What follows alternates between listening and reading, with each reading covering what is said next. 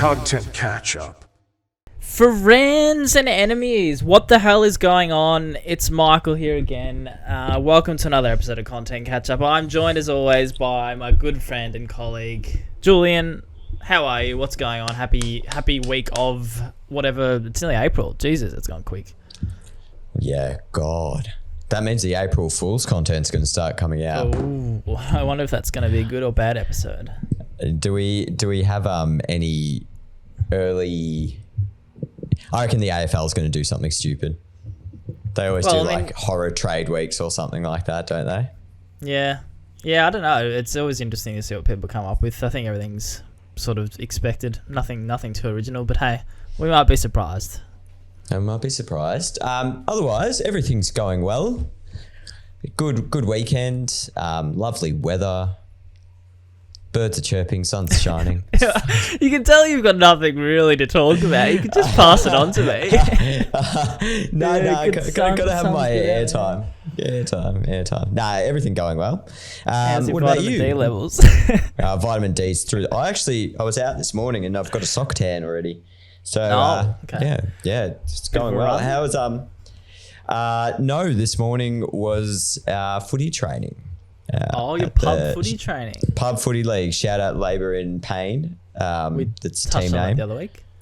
Yeah, round 1 coming up, so we're getting pretty serious. It's a nice snap of me on their Instagram. I just saw pipes are out. Can we show it? Looking good. No, we can't show it. No, I'm going to give it a post. Actually, I want to have a look at that. And where are you lining up on this team?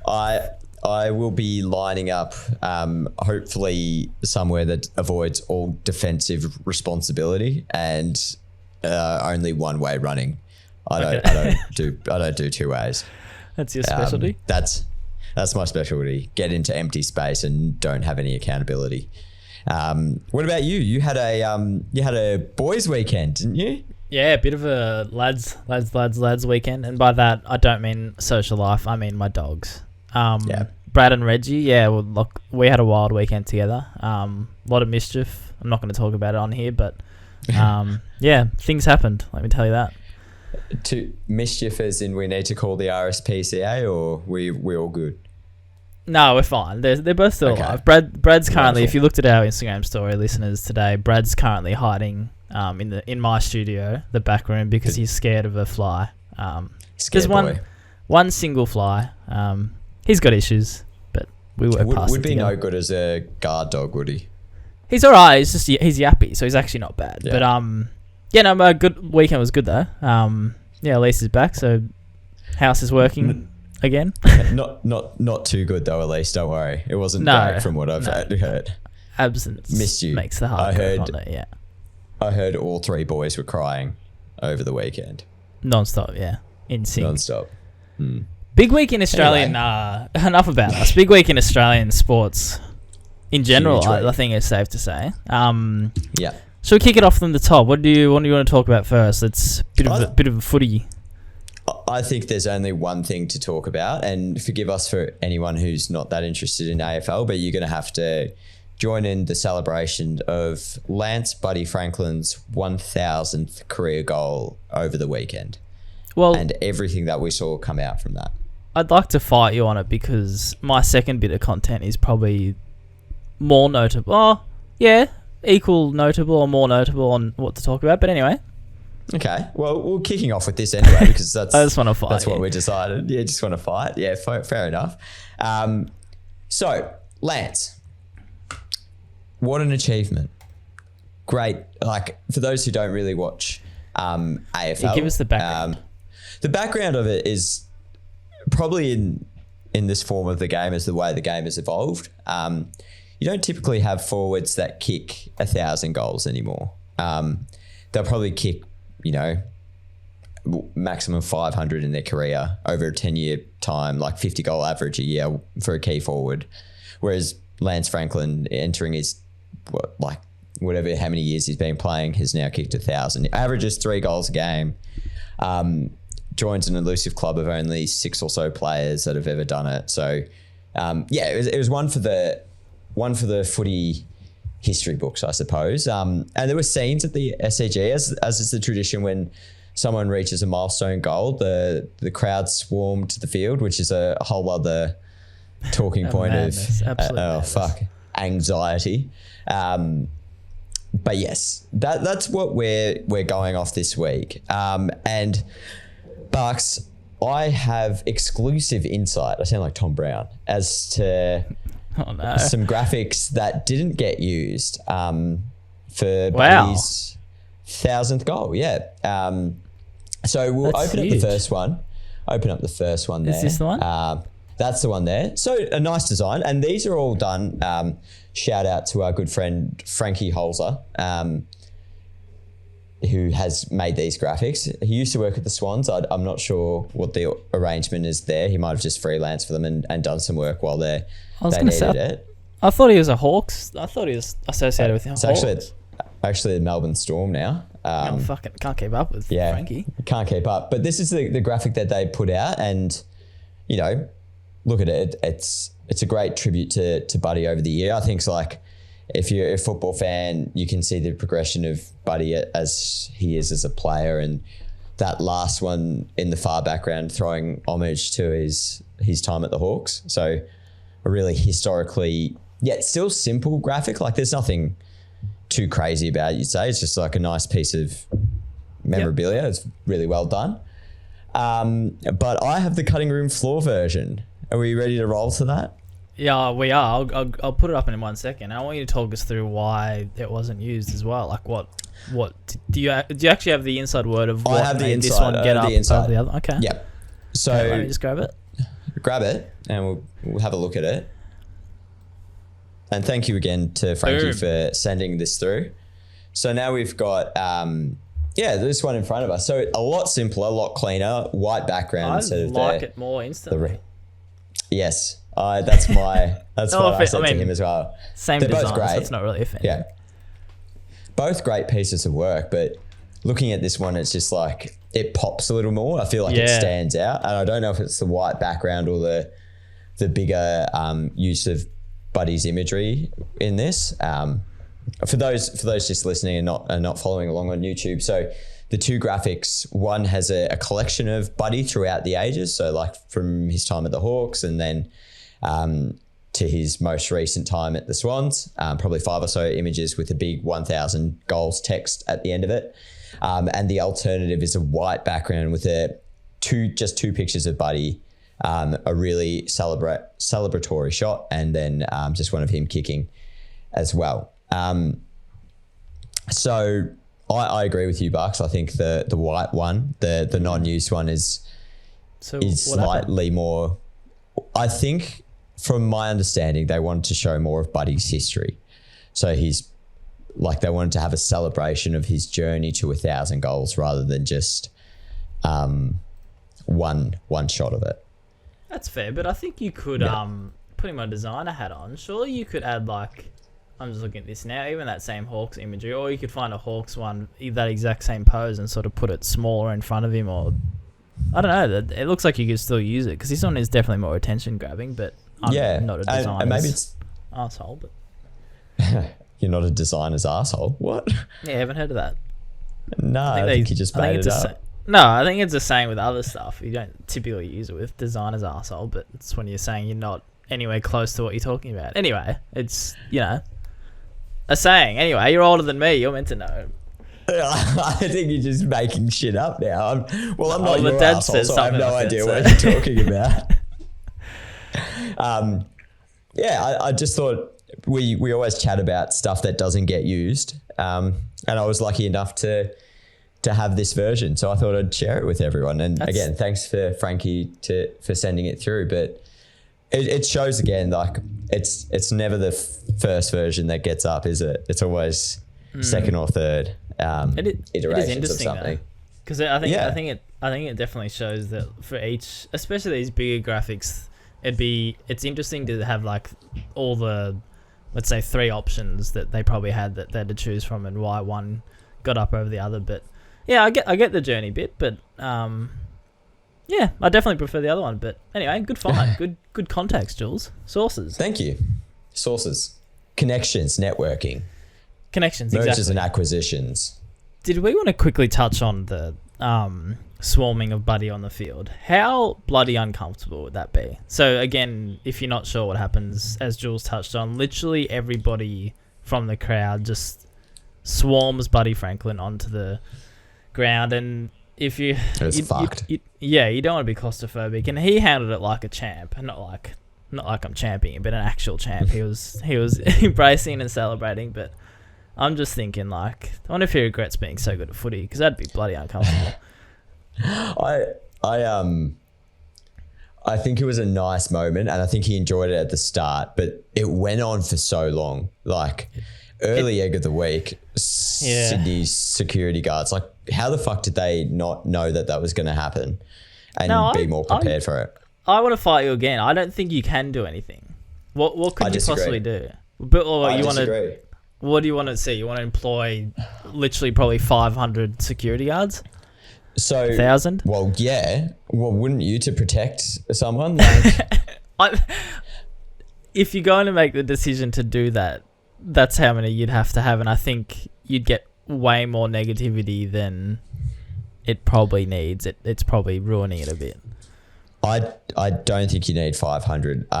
You might not remember this because you're a baby, but when Tony Lockett kicked his 1,300th goal, which is an AFL record, I'm pretty sure, the security guards were kind of already on the field as he was lining up. So they were ahead of everyone that was going to rush in, and they managed to beat everyone else to Tony Lockett, and they formed like a huddle around him. So that way, like, even as people were coming in, yes, the crush and all that still happens, but Plugger had like this ring around him that could then shift in any direction and like push out rather than just Buddy by himself. So no, I agree. They've seen it be done before. I agree on that part, but on the actual running onto the field, I thought you want security to stop people running.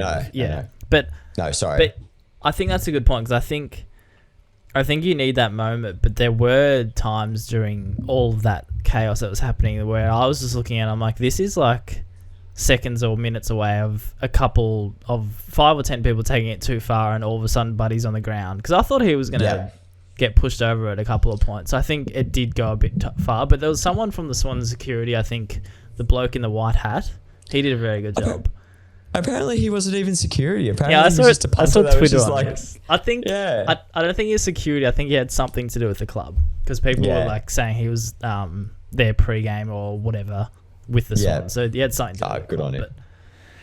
But, very uncomfortable to watch. Yeah. I'd love to know what... especially like the Americans would think of that, because that's like, we're talking about the college madness. Like, if you saw scenes of that, that's up there. It's a professional sport. Yeah. And you've got 30,000 people on the field. Yeah. Anyway, you got to let them loose a bit. But on the back of this, I wanted to a couple of things that we'll quickly go through. Curious, did you see what Buddy Franklin himself put up to celebrate it? No, I haven't seen it. Let's have a look. So he's been paying attention to Edwin, Social Sandwich. He's all about his reels. Yeah, Buddy's been listening, Edwin. I wonder if Edwin's got it. So I'm applauding the thought here, but I need someone to help him with the execution. Watch these bursts. Oh God. Oh, what's happening? What's going on? Really great thought, but I need Buddy to get someone from the content side of things to put this in a crisp reel. Yeah, we need Edwin. Come on. Yeah, Michelle, if you're listening, help him. He needs help, but it's just a burst of the moment. So really good idea from Buddy, whoever wanted to post it. A burst of the actual shot of goal happening, all the celebrations, and then he goes into the post game locker room scenes as well. So it's really cool, but the size and the flow on of the burst of photos, I think I got a seizure from just watching it. So it's probably the best executed. And he put a tune over it. So he's about the reels. He wants to maybe he actually paid Edwin for a session before this. This does look like Edwin's work. So, Shit house. shit house. Fucking always pops us. Shit house. True. That's his brand. A few Twitter tings I've put on the schedule. So during all this chaos of people running onto the floor, I'm not sure if you saw this, but a couple of Sydney players actually got lost. Well, actually, there was some that got lost in the stands, and then this is a tweet that amongst the mayhem last night, 2 Swans players ended outside the stadium. Yeah, unreal. Had to buy a ticket to get back in, did they? Do you have your membership on you? Prove it. Prove it. Second one, quickly. I forgot what this one was, actually. Suspense is killing me. It's Gordon. Oh, it's Gordon. Gordon tweeted this. Oh, the umpire. How's the dedication to the craft here from the umpire? So there's this real blurry screenshot of everyone sprinting towards Lance Franklin, and then the umpire's just full professional. He's done the signal.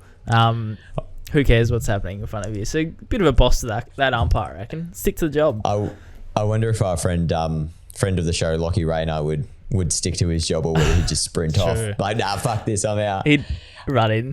Bit of a nothing, maybe. I've got another question for you around this. Yes. Friend of the show, Tom Robertson, tweeted something out saying, how good would it have been if the clubs could be on the sideline to capture that moment for club media, as opposed to having to rely on fan vision, basically. So people posting TikToks, Snapchats, Instagram stories.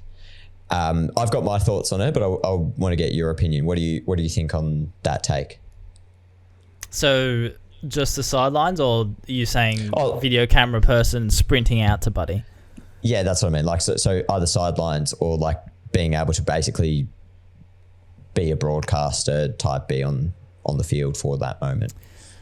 Oh, I think it's the same as, like, I was actually about to bring up, we'll speak up Michael Wilson in a minute, because he's incredible what he does, AFL photographer. But I think it's similar to that like my initial instinct was, is it sort of putting staff in harm's way? Like, you're sort of asking for trouble there.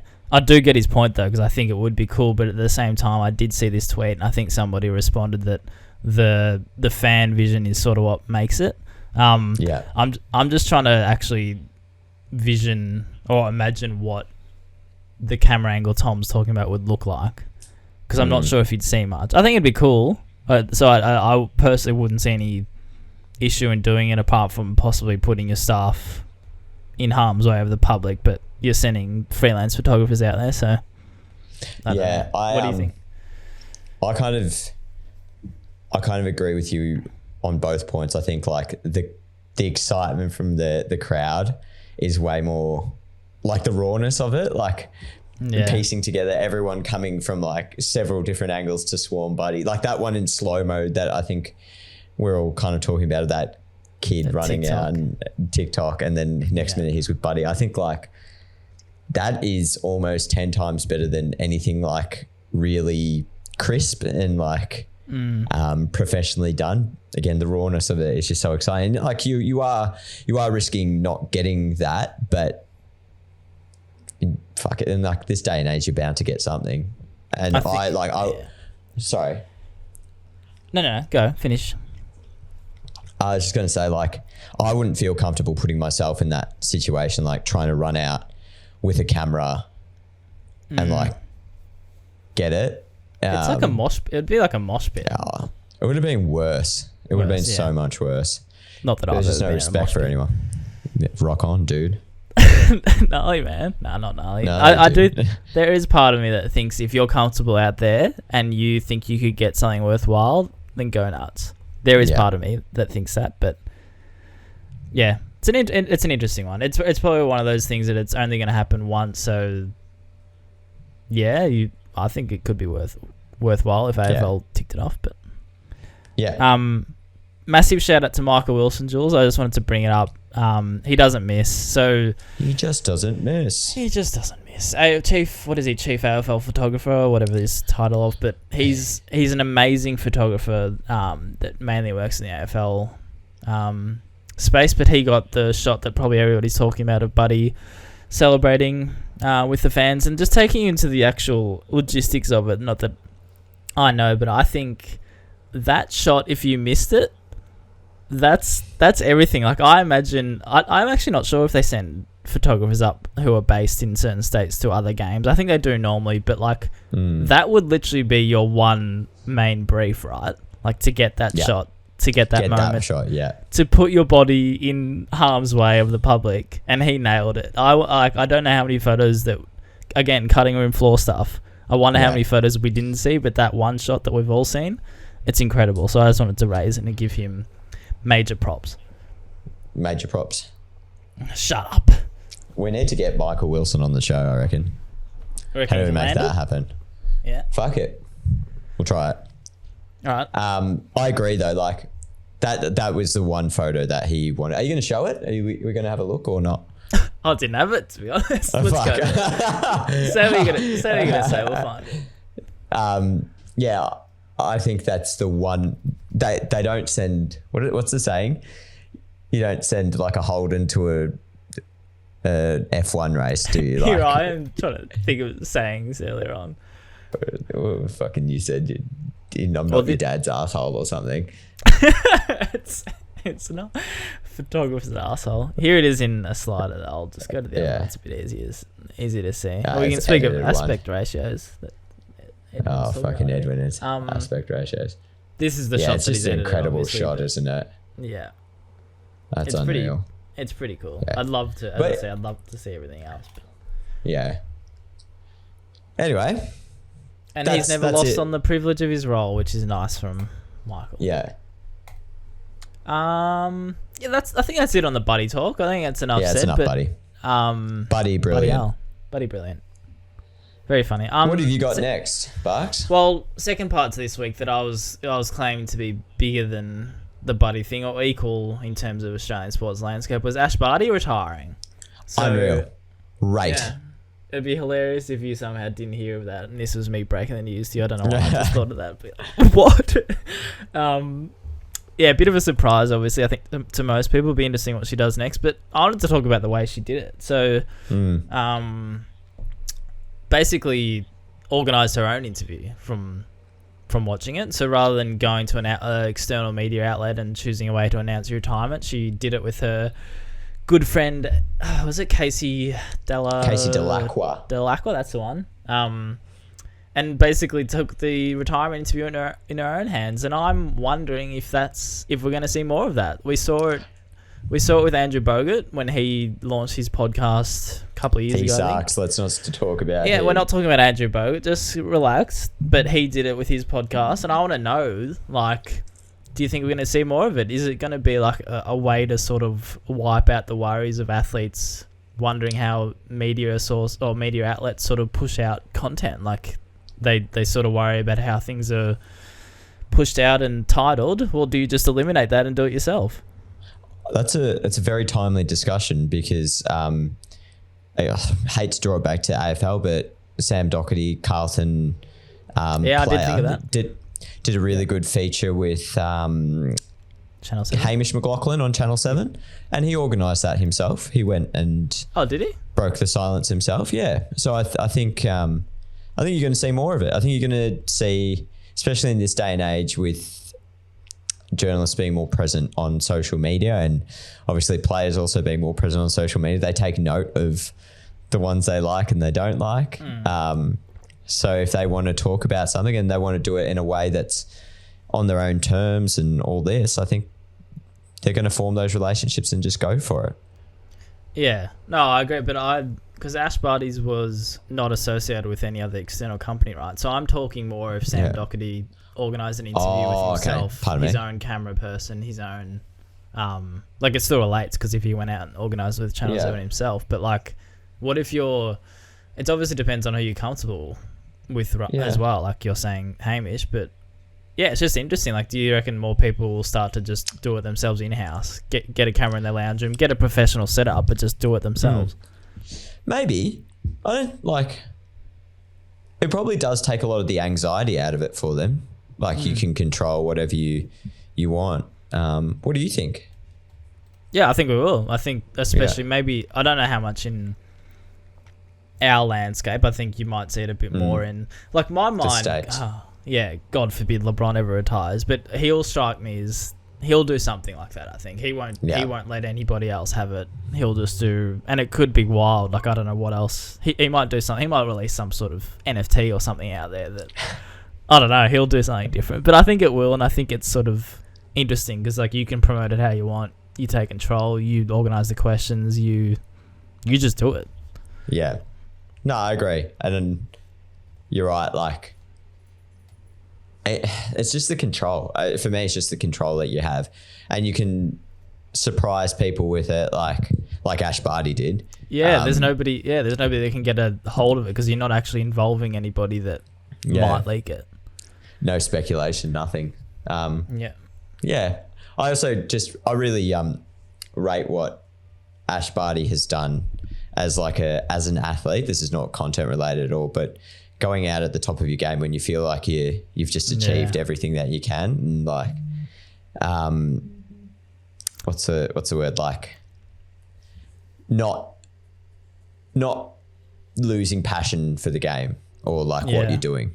Important lesson. Like as soon as you start losing passion for something, just fucking arse it. Like, well, I think I get what you're saying, but I think it could go both ways as well because like you could regain that passion and do even greater things. So I do see what you're saying, and I think it's part of me completely understands it and completely respects it, but then part of me is just like, well, like imagine how many other things she could do. But you're right, if she doesn't have the passion anymore, then maybe it's time to let her go. Yeah. Also very successful, so I'm sure that helps.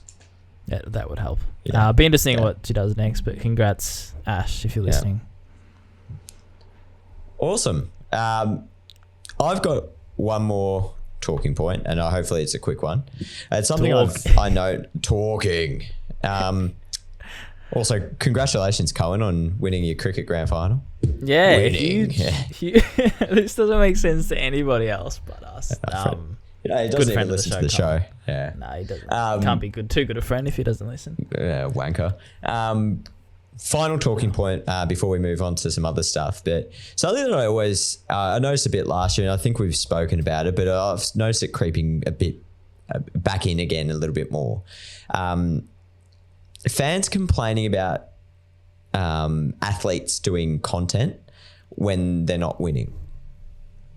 What have you seen? So Essendon has a podcast with a couple of players on it, the Essendon Football Club. They've lost a couple of games in a row, and they're still trying to do their content, obviously, like push it out. And I mean, it's 2 weeks into the season. About doing a podcast, and they're like, "Oh, how about you?" The typical stuff like, "Oh, how about you go get a kick before you go on radio or go on the show and talk?" Or it would be nice if we focus more on footy rather than fun.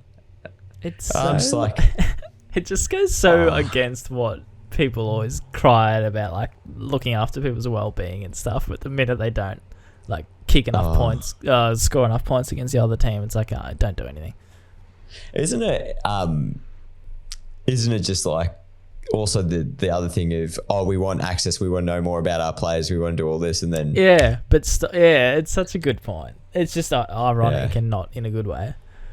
How do you think the best way to deal with that is? Do you think you just push on, or do you think you give in and just meet the needs of the crowd?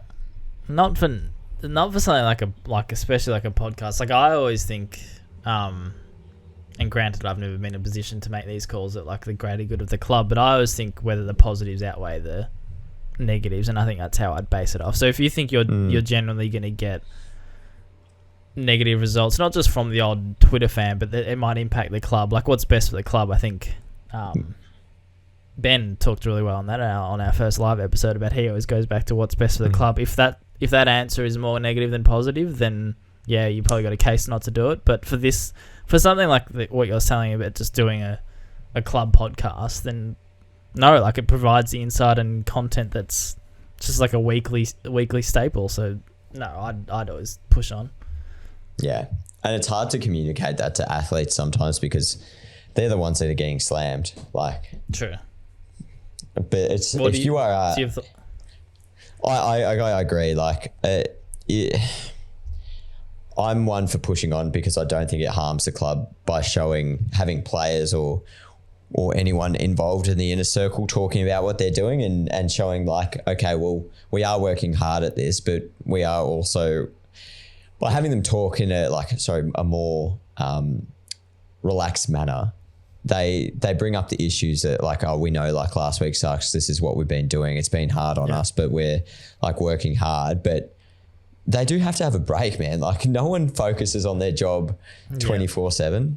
And it's just fucking ridiculous. I know it's a minority of fans, but like if you are a person that does that, know that you are hurting everyone else's like chances of listening to some good content.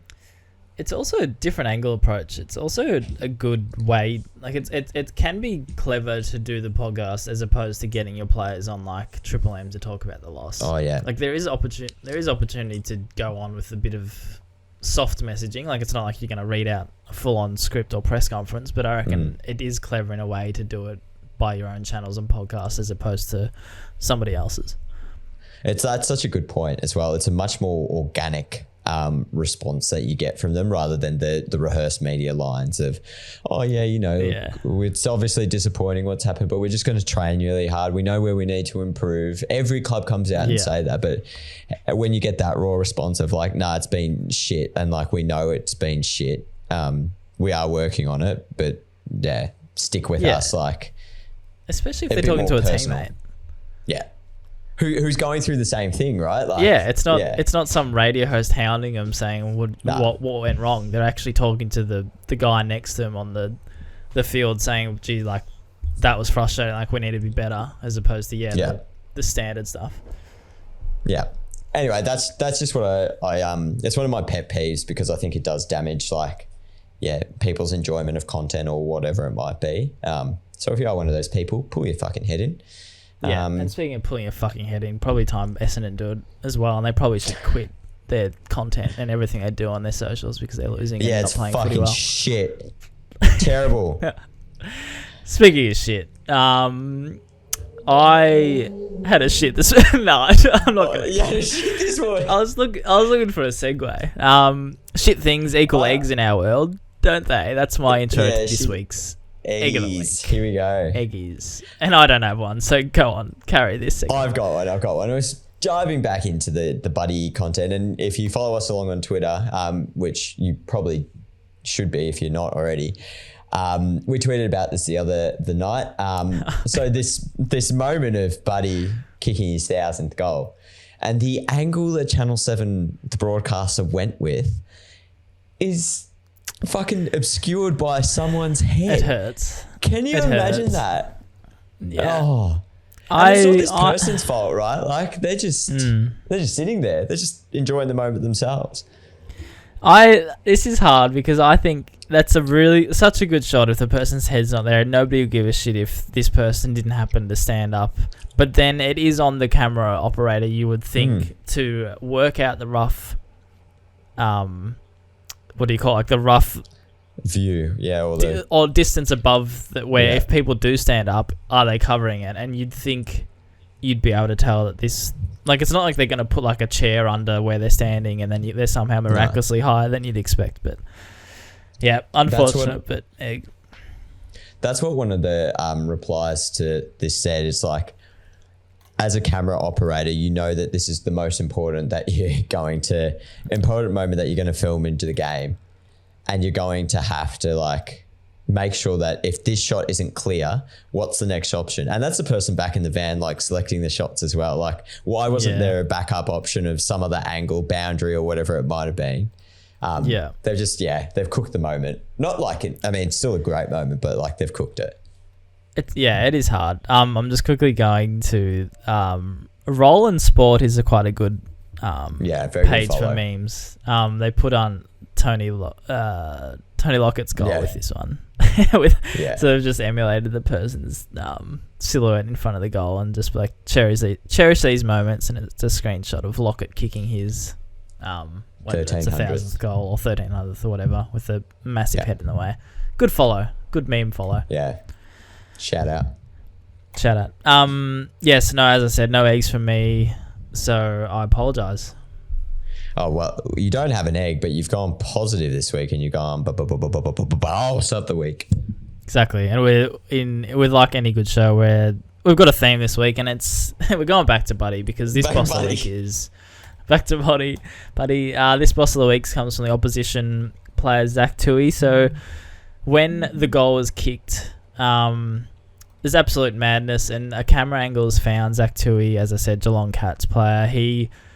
At first, it was a bit of an egg because he looks like he just hip and shoulders this fan and doesn't give a shit. And it's a very good hit. He like bowls him over. Don't blame him either. So he's getting swarmed and he levels a guy out. So he levels the fan out. The fan drops his wallet. And Zach Tui, being the ultimate gentleman, picks up the wallet and apparently, well, you can see him pushing through the crowd a bit here in the video, but apparently he chases him down in amongst the chaos and hands him the wallet back. Yeah. Cats good man, obviously. Shout out to the Cats as well. They did an interview with him afterwards about him. I think, the other side of this whole Buddy thing is the Cats content team. Shout out to them. For just realizing that whatever they did to that game, it didn't fucking matter. I think their full-time score graphic on their story even had a video of Buddy's goal rather than putting anything up. So that's probably a very good lesson for social media people out there. Just be aware of the moment, and if it's bigger than the sport, then just your fans aren't going to care. Knowing enjoy when to it. switch off or enjoy it. Yeah, it's a good call. I've got a small boss. Don't need an example, but shout out to a friend of the show, small boss, Ben Lawson. You might remember him from one of our earlier episodes, Essendon Bombers graphic designer. He received some feedback online for one of his graphics for team selection and how it was hard to read. Went back and changed it the next week and actually replied to the person that had said, hey, can you change this? And said, sorry about that. Didn't realise in the madness of round one how unlegible this was or whatever it was. Fixed it up. Let us know if that's still good. Think that's a very good way to not be offended by what someone says about your work and move on and just realise if someone says it in a polite way, probably other people are thinking as well. And it was true, the graphic was hard to read, but they fixed it up. Yeah, so good on you, Benny. Especially for something like that, that's probably, I don't want to say there's no counter to it, but if you realise it's hard to read, then it's like, oh yeah, shit, I'll fix that, and thanks for helping out. Yeah, I was actually doubting it, whatever it might be. But that's my small boss. Nice one. Essendon's graphics are looking incredibly good this season. Not abnormally good, but some of the stuff that they do, just the consistency, I think, with the angles and perspective of the text, how it looks like it's not on the page or almost three-dimensional. I think it's really cool. Definitely leading the way, I think, in graphic design in AFL or top of the chain at least. Yeah, they're always at the.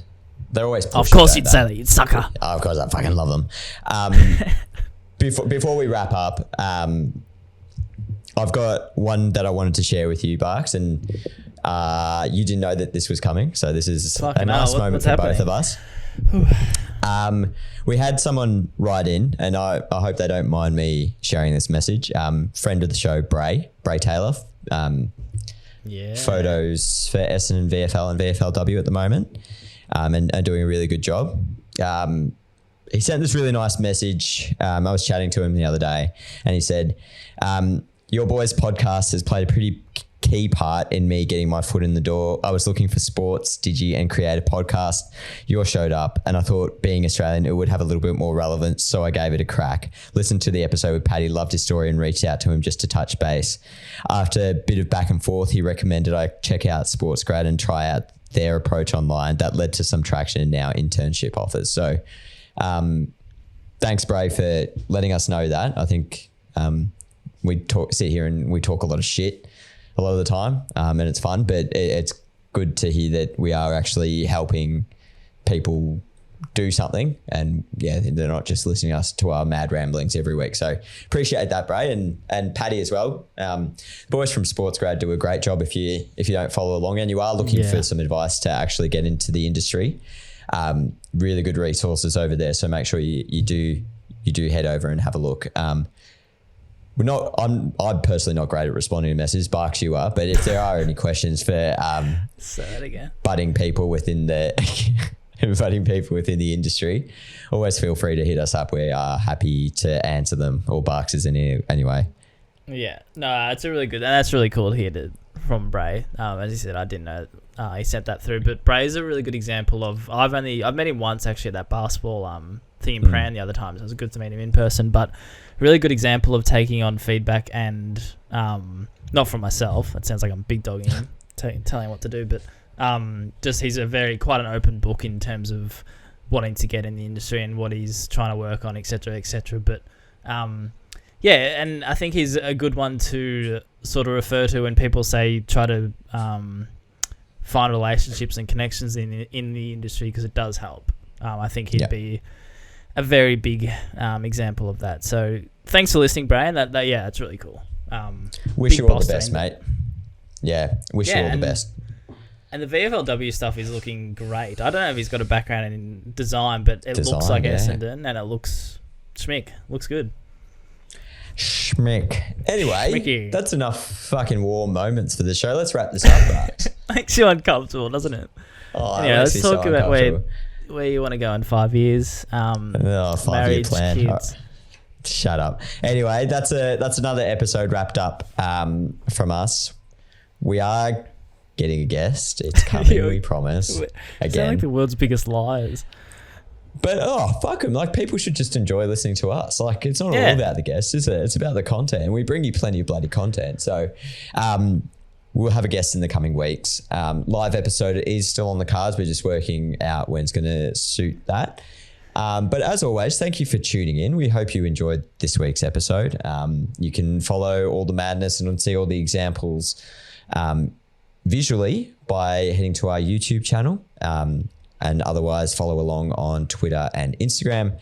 Shows available via Spotify, Apple, or wherever you enjoy your podcast. Michael Barker, I'm sure you are probably going to be enjoying your week by the time this episode comes out, but I hope you have a lovely start to it anyway. Thank you. That's very warm of you. I think I'm going to have a fantastic week, and I think you are too. I think you're going to really find yourself this week and do some amazing things. Going to find some zen. It's all about the zen. Good, yeah. Good. Didn't know what to respond to that. Thank you, listeners. We'll catch you next week. Bye. Good. Good. Yeah, good shit.